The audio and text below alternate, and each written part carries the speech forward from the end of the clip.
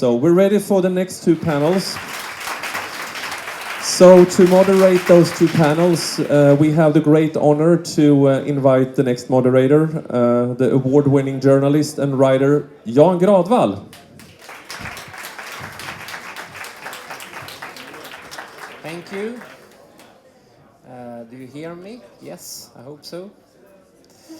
It feels like a big honor to introduce this great panel, and maybe we'll have one at a time, actually. From New York City, Ebonie Smith.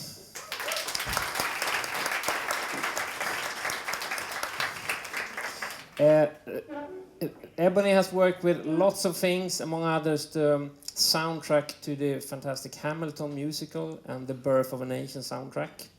Works at Atlantic Records. And from London we have Raphaella.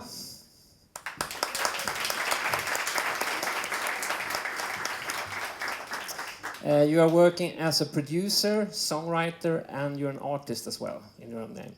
And from Stockholm, Sweden, Cindy Lee.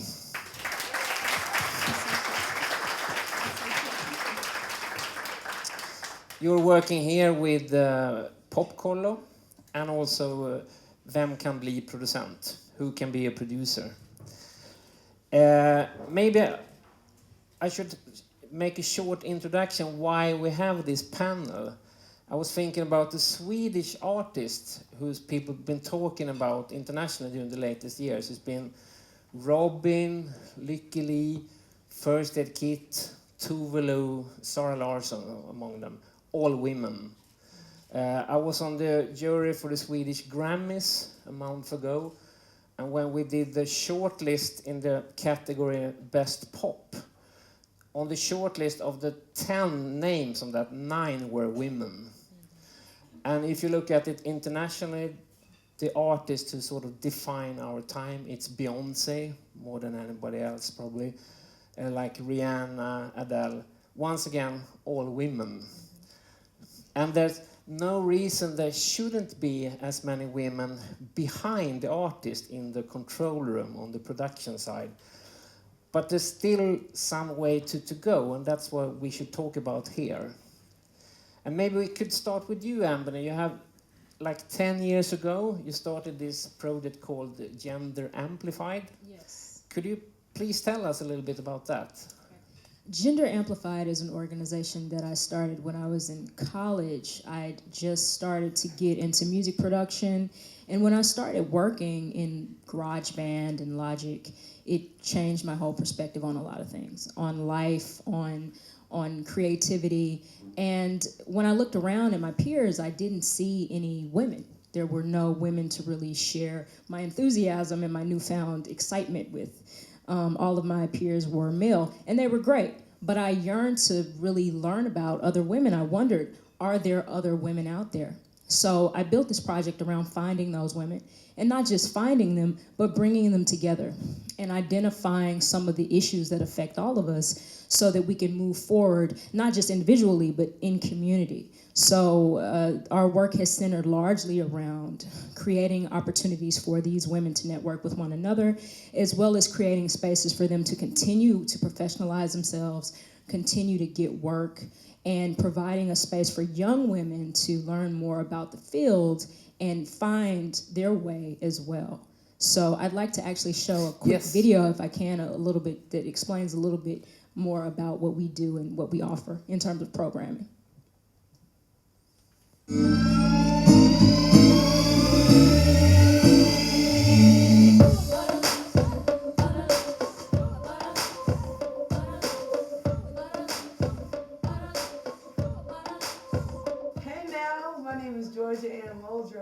And you are watching Mix Sessions by Gender Amplified.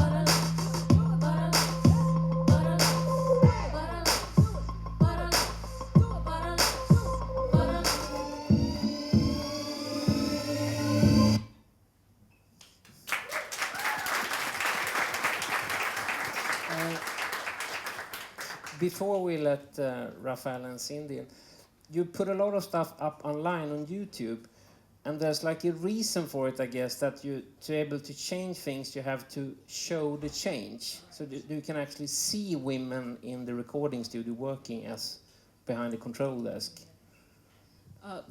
I think that it's paramount for us as a global society to start changing what the face of technology looks like. So I'm really particular about creating the mix sessions profiles that we do with individual producers, as well as the web series that I started for my own work called Studio Politics, to begin to show women in the studio, particularly in the control room, being masters of the technological process. It's very important to show that juxtaposition so that when you see women in technological spaces, they're not seen as aliens, but actually seen as masters of the mix. And Cindy, you have running a thing here in Stockholm, you're running a thing now, which has similarities to Gender Amplified. Can you tell us a little bit about that?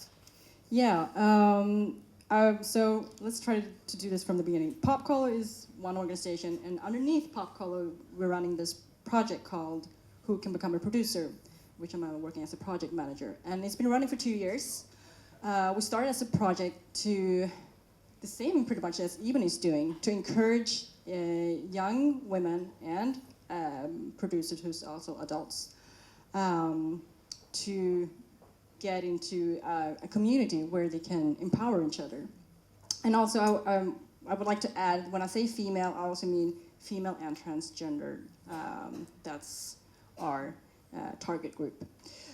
So the first year we started, we made a music camp for girls 14 to 18 years old to start just learning music production, get into touch with the digital audio workstations, mixing tables, the whole package. But our big, what's the word for it? Project in the project has actually been this 8-month program, which is pretty much a program for producers, that's female and transgender, but they're actually active producers, so they're not like new beginners or something. Most of them had 5-10 years of producing, but the thing is they applied for this program because there's one thing that they've been missing, and that's actually a network to just sit down and talk, and also to produce with other female producers. So we've been running that program for 2 years, and what I've seen is actually a lot of Swedish artists is actually applying for this program. So I'm trying to, I don't know, find a trend, but I think that a lot of musicians is actually wanting to take the next step to have the control of the producing part and not leave that to have someone else produce it. And also like, yeah. And we actually have one short movie, Yeah. for an example, as someone who said in the first year, I want to join this, I want to learn more. Yeah. You'll see her. I think you'll recognize her.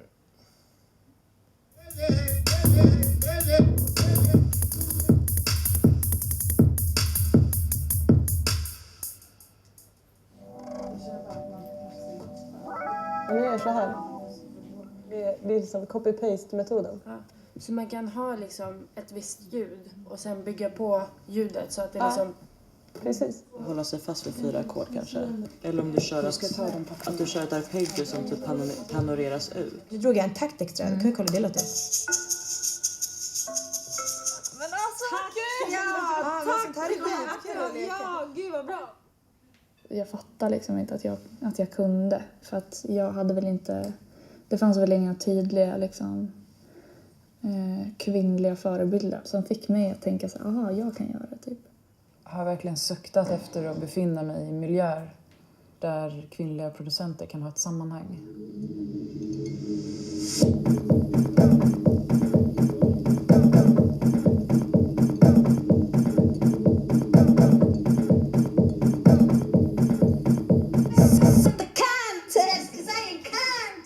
Anybody else but myself.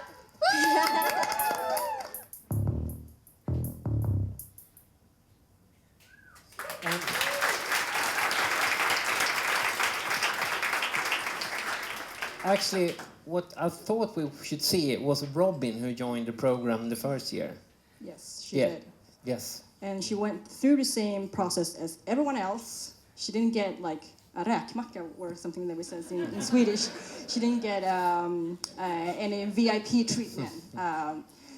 We have this process that we make all the names anonymous, so you're just blanks, and everything we can see is just, I want to do this, this is what I'm doing today, and this is why I'm applying for the program.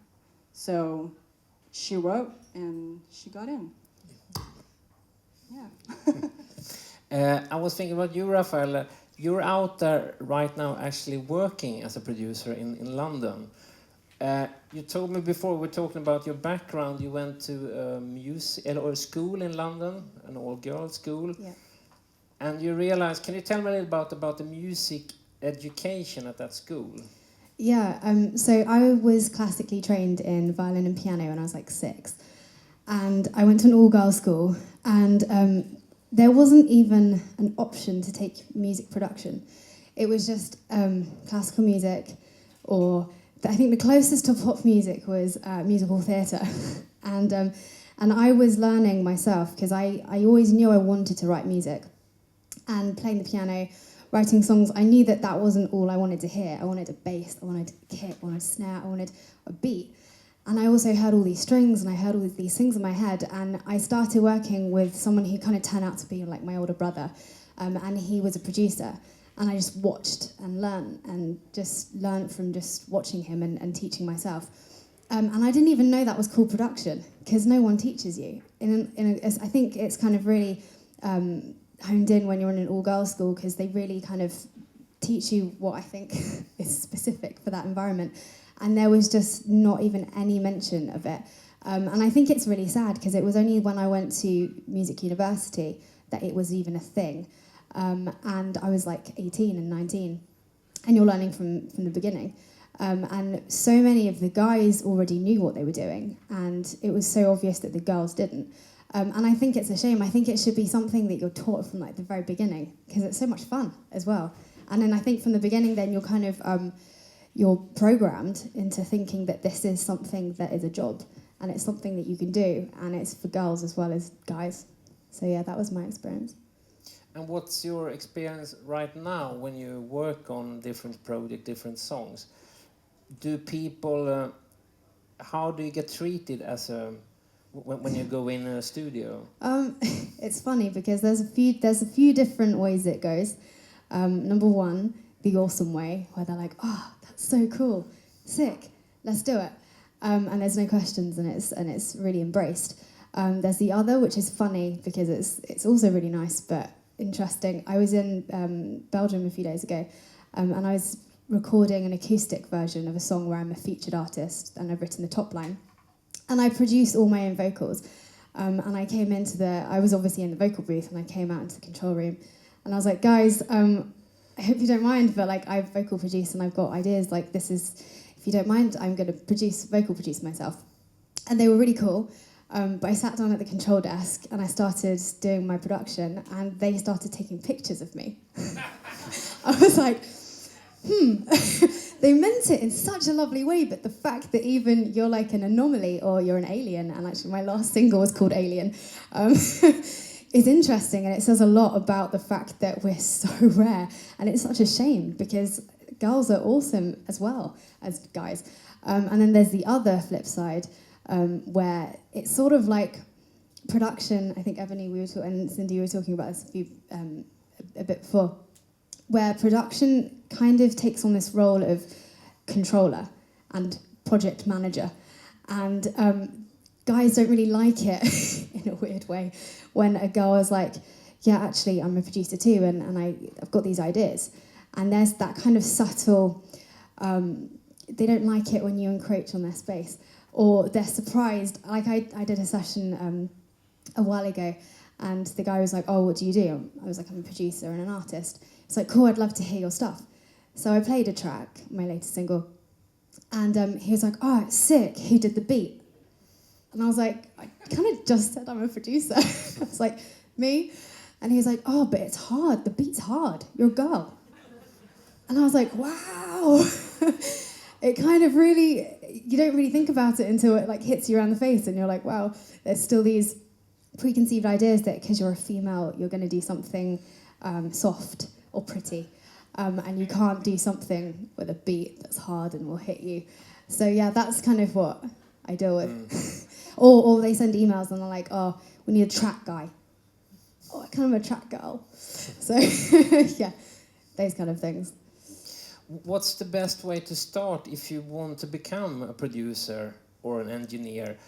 How did you start, Ebonie? How did you learn the craft?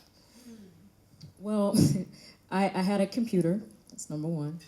And I just purchased a new computer when I was in college. And I kept opening up GarageBand. And I knew it did something musical because there was a keyboard right when you opened it up.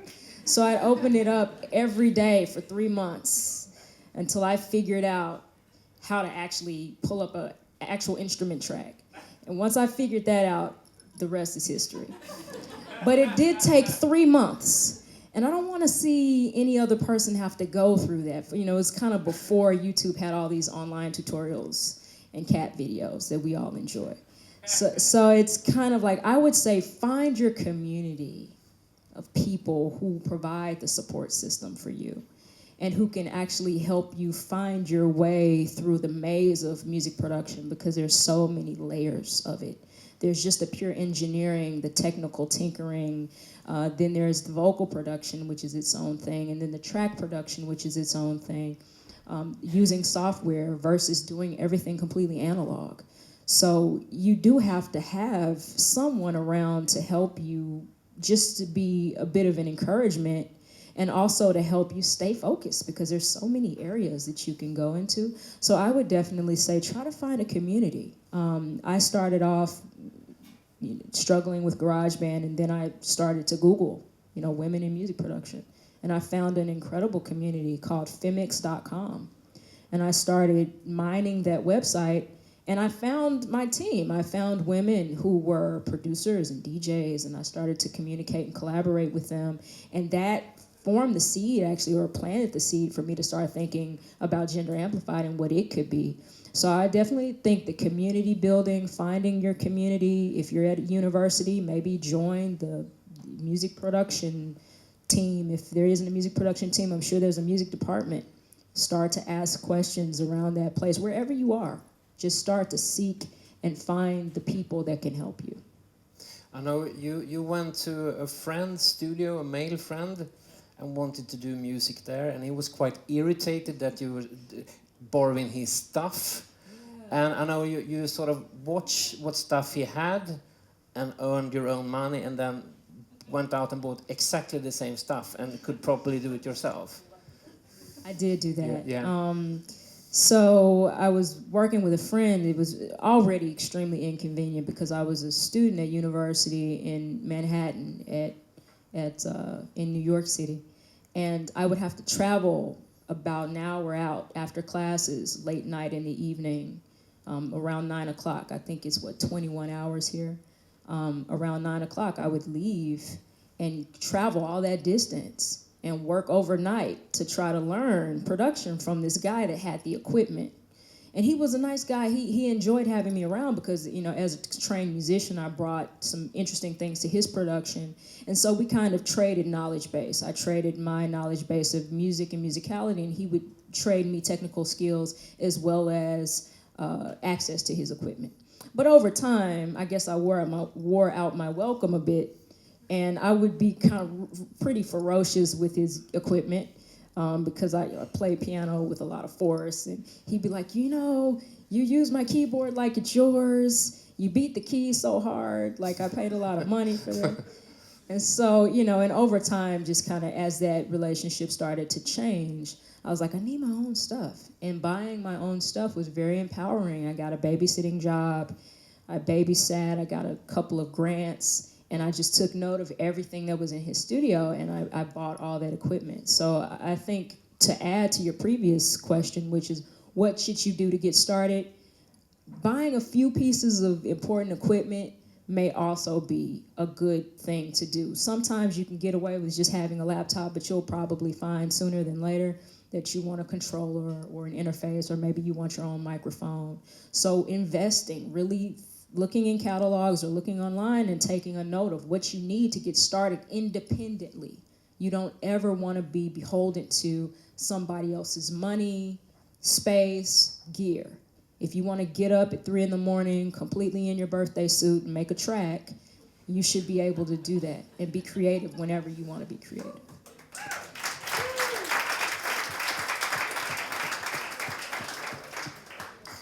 What are your experience with Popkollo and Vem kan bli producent? If you want to make music, and maybe you already are an artist or a songwriter, how do you get to learn the other stuff? What do people need help with mostly? A really good question. Because if I look at the 200 women that's been applying to our program, there are a couple of components that they mention in their applicants that they actually need from the program. It is the community. It is also the technical part, but also like learning the technical part from other women, and not, I mean, they probably have 1,000 of male producers and friends, you know, who can teach them this and that, and also who had the advanced learning music production at the age of 9. And most of these women might have just stumbled upon it when they were 19 or 20 or 30 or 35. So there's the technical part and the community. But there's also the whole like approach to the music business. Like, how should I approach?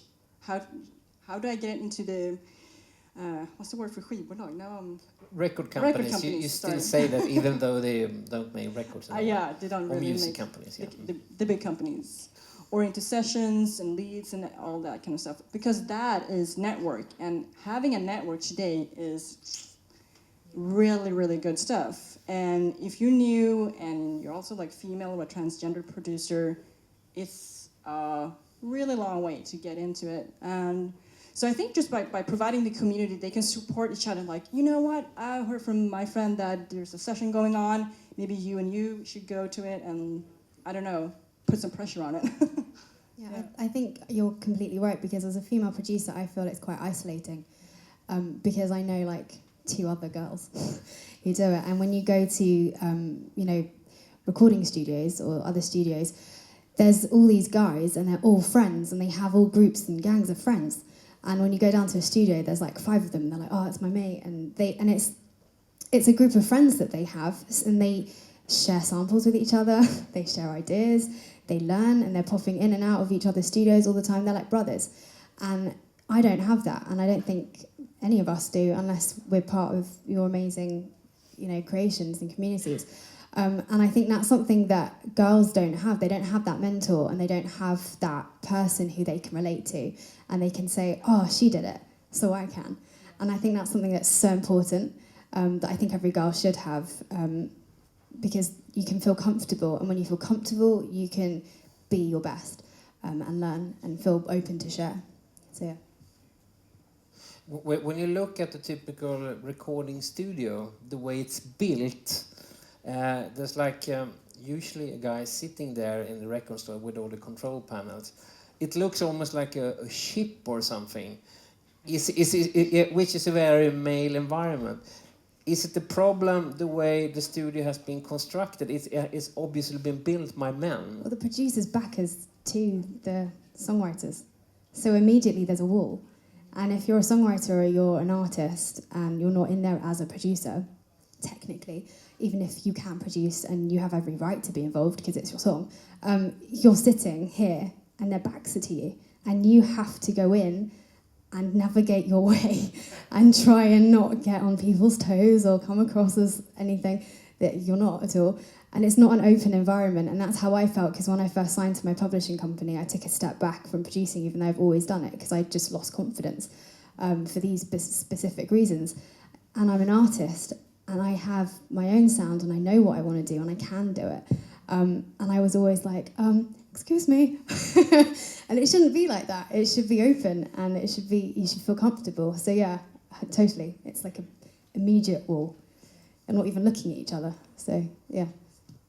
But maybe that is changing now. It probably could be a lot better, since the importance of the old studio is not as big anymore. You can do your own recording in your bedroom, and then you can work in the way you want it yourself, I guess. Yeah. I think the open format production process is becoming more and more prevalent in our society. As, like you mentioned, artists are building, producers are building studios in their homes, and they're really conceptualizing of the space dynamic and really thinking about what it means to work with artists and wanting to establish a comfortable space. So you're seeing the walls come down quite a bit, because a lot of producers either can't afford that type of build out of a studio, or they don't feel that it's necessary. I do it Persian style, and I just have a massive table, a round circular table with food in the center. So you should come around. Yeah, I like the food bit. Yeah, it's an icebreaker, and it's an open environment, and you should feel comfortable, I think. Yeah, I mean, I don't know if you guys are familiar with Emil Haney. But he's a big-time music producer in the United States, and I had an opportunity to go to his space, and he has a kitchen in there, and it's an open floor with just a circle of keyboards and things in the middle. I'm sorry, on the boundaries, and in the middle is just like his desk, where he can see everything that's happening in the room. So there's no glass, there's no dividing walls, there's none of that. And I think it's one of the reasons he's been successful, because most artists that I know that have worked out of that space always comment on the design and how comfortable they feel in the space and how supported and respected they feel there.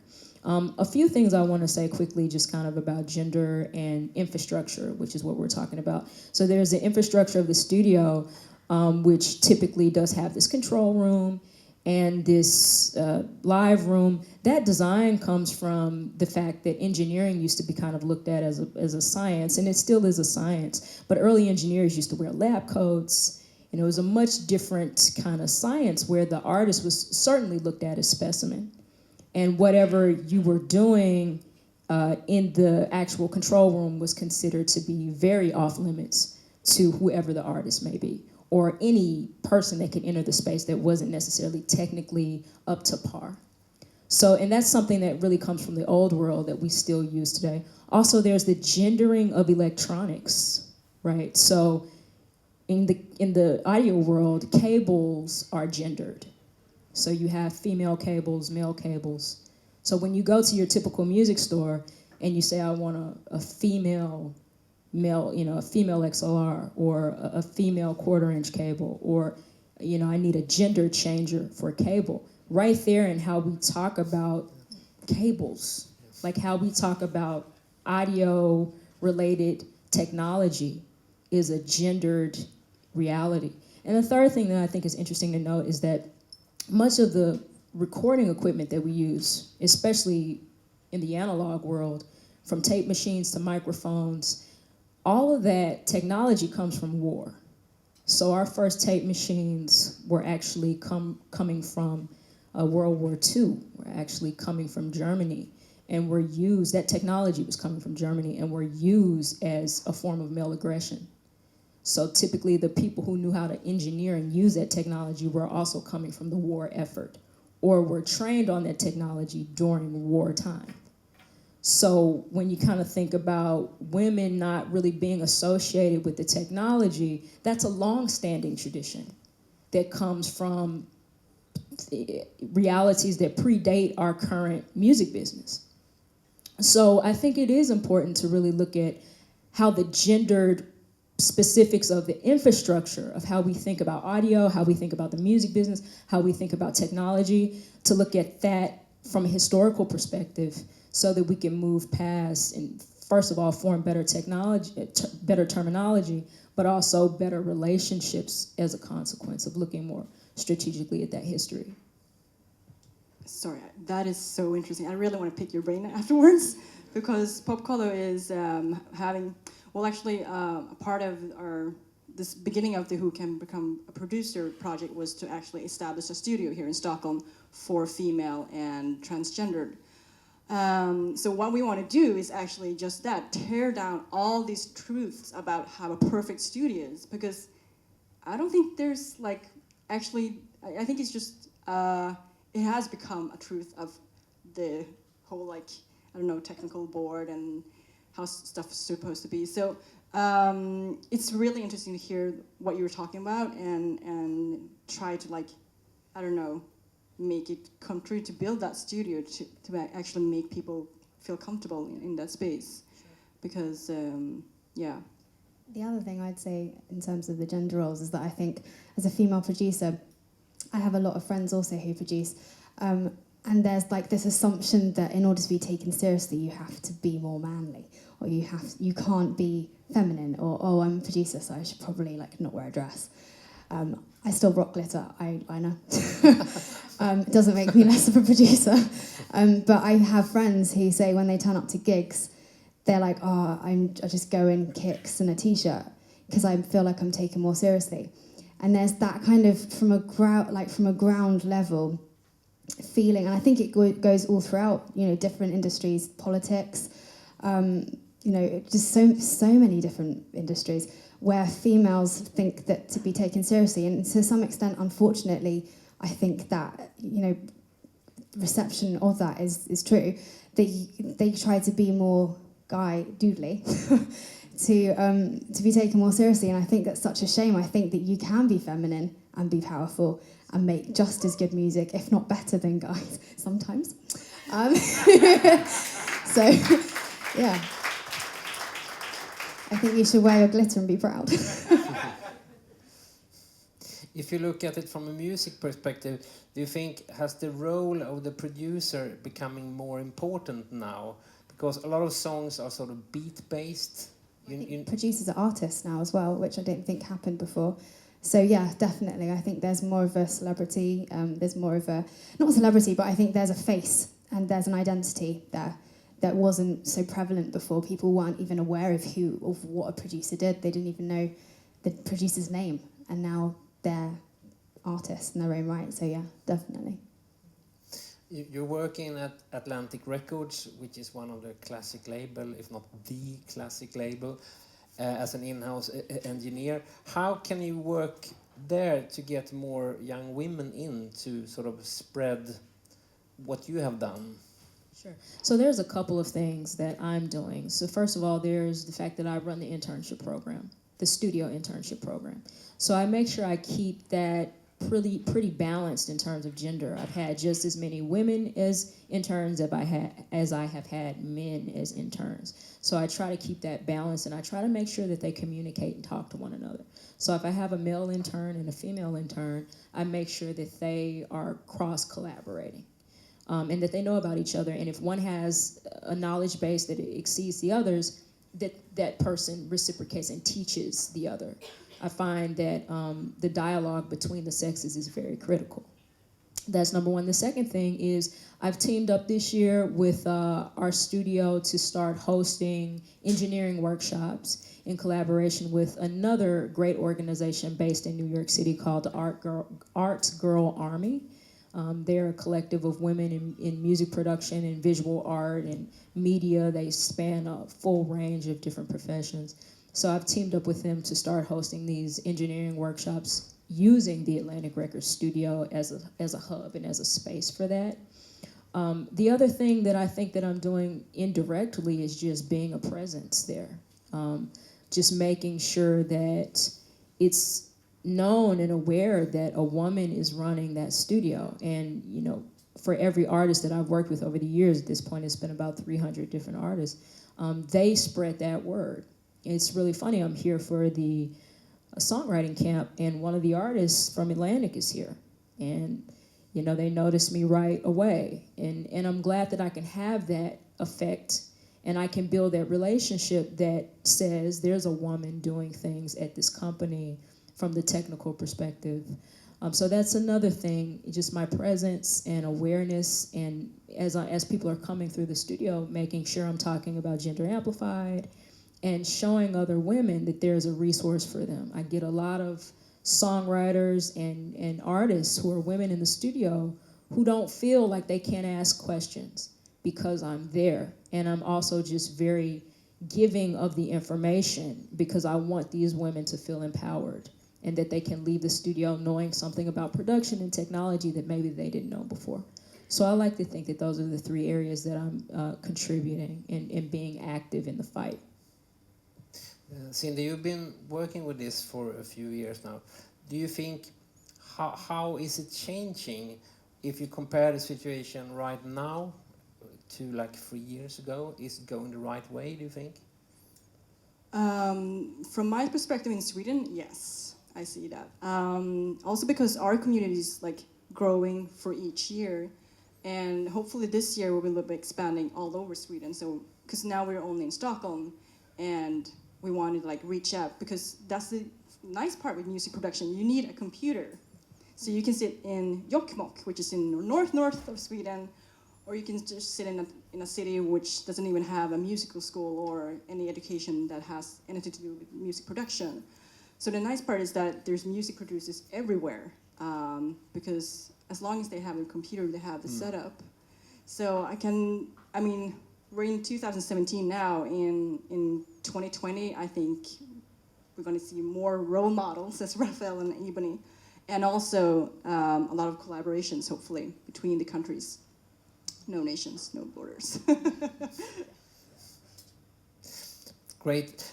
We have to sort of round things off. Just one thing, since you know so much about music, all three of you, what do you think are the most interesting things happening in music now, maybe from a production point of view? Basically, what are your favorites, your personal favorites? I don't know if this is my favorite as much as it's a trend that I've noticed, and I'm curious to see where it's going to go, and that's vocal manipulation technology. You know, from auto-tune to vocal line to Melodyne. These are, for you who don't know, these are forms of software that you can use to actually manipulate the human voice. So you can literally take somebody that cannot sing a lick, have them sing into the computer, and allow the software to actually use mathematical computation to fix the performance. Everything from the timing of the performance to the pitch, even as delicate as the timbre of the voice, you can actually begin to manipulate. And these technologies are becoming very sophisticated. I don't really know how I feel about that, because it can be kind of scary, because you never really know if the artist that you love and the music that you've invested in is really the real thing. And that will be seen in the live performance, and sometimes not, because some of these technologies work in the live arena as well. But I do think it's an area in terms of engineering that is a very interesting place. I mean, what will happen one day if you can turn on the Mariah Carey software and a person sings into the mic and it's like, you know, Mariah Carey, or it's Beyonce that comes out of the computer. I think that we could get that far out with it. And from a technological perspective, I think that's amazing. From an artistic appreciation, you know, from an artistic standpoint, as somebody who's a connoisseur of music and appreciative of people who really take the craft seriously, it can be kind of scary. But it's a place in production that I think is interesting right now. Yeah, the vocals is becoming like another instrument. If you listen to rappers like Future, for instance, you're sort of doing things with your voice that have nothing to do with your original voice. Yeah. I guess that's what you mean, yeah. What from your... London has always been an exciting city for music. What's the most exciting things happening in London right now? For me, I think, especially within the political climate that we're kind of finding ourselves in today, I adore the cultural influences in music and the way it's kind of become mainstream. I think Skrillex and Diplo really helped that, with rhythms and with tones and intervals that are kind of not traditionally Western. And I'm half Persian. And my sound as an artist, I take traditional Persian instruments and I kind of mesh them in the UK electro setting. And I think it's amazing because it makes people really open to different cultures. and brings the world together, which I think music has always done. It's always had that power to bring people together, no matter where you are in the world. And I think I look forward to experiencing and hopefully creating also even more of those cultural mixes and meshes. And yeah, I love it when they hit top 10, top 5, because it's kind of in some kind of human way, it's like a yes, and it's an expression and an openness to culture. So yeah, that's my exciting. Which is a great thing and very inspiring thing to remind them in this sort of political climate. Yeah. When you're closing down border, yeah. people with your Persian background have difficult to travel into the United States. It's great to remind people that music is going exactly the opposite direction. It transcends, and I think it always will do. And I did my dissertation on political protest music, and I think it's always had that power. And yeah, that's the thing I love about music, and I pray that it continues. And what do you think is the most interesting things maybe happening here in Stockholm? Phew. I actually heard a rumor that Stockholm is the city, maybe in Europe, that has most studios. I don't know if that's true or not, and I don't know the definition of studio, but that's what I've heard. So I think that's going to be interesting now is that hopefully I'm going to see more female-run studios. I know there's a couple here who's been running their own stuff, and I'm so happy to see them being out in Västra Skogen, down in Stockholm City, på Söder in Stockholm. They're just like in their basement, sitting, doing, producing stuff, and they're all female. So hopefully more of them taking over. Thank you very much. It's been great having you here. So please an applause for a fantastic panel.